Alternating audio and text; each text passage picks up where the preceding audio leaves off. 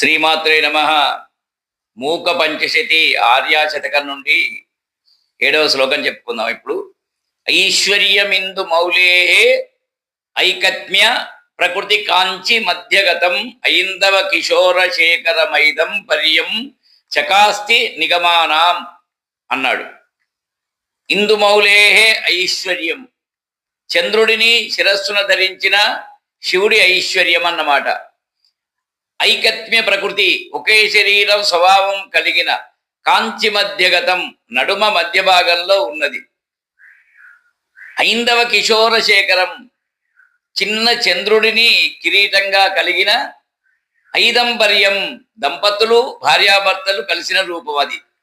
నిగమానాం చకాస్తి, వేదాలకు ప్రకాశాన్ని ఇస్తుంది ఆ రూపం.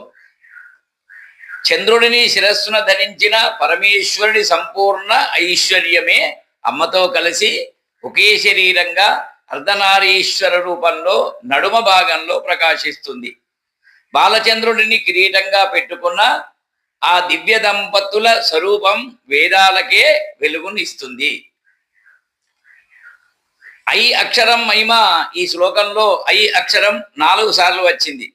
ఐం అనేది సరస్వతి బీజం, వాక్ బీజం. దీన్ని జపిస్తే మాట, కవిత్వం, జ్ఞానం వస్తాయి. అందుకే దీనికి వాగ్దేవతా శ్లోకం అని పేరు.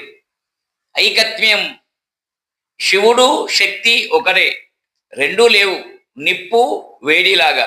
అందుకే అర్ధనారీశ్వర తత్వం. కాంచి మధ్యగతం, అమ్మ నడుమ దగ్గర ఒడ్డానం మెరుస్తుంది, అదే శివుడి ఐశ్వర్యం. శివుడు లేకుండా అమ్మ లేదు కదా, అమ్మ లేకుండా శివుడు కూడా లేడు. నిగమానాం చకాస్తి, వేదాలు కూడా అమ్మ అయ్య తత్వాన్ని పూర్తిగా చెప్పలేకపోయాయి. ఆ దంపతులు కాంతి వల్లనే వేదాలు ప్రకాశిస్తున్నాయి. వాక్సిద్ధి, మాటలో తేజస్సు, ఉపన్యాస శక్తి కూడా ఈ శ్లోకం చదివితే వస్తుంది. దాంపత్య సౌఖ్యం, భార్యాభర్తల మధ్య గొడవలు పోయి ఐకమత్యం కూడా ఈ శ్లోకం చదివితే వస్తుంది. ఐశ్వర్యం, శివుడి ఐశ్వర్యం లాగా సంపద, కీర్తి కూడా చేకూరుతాయి.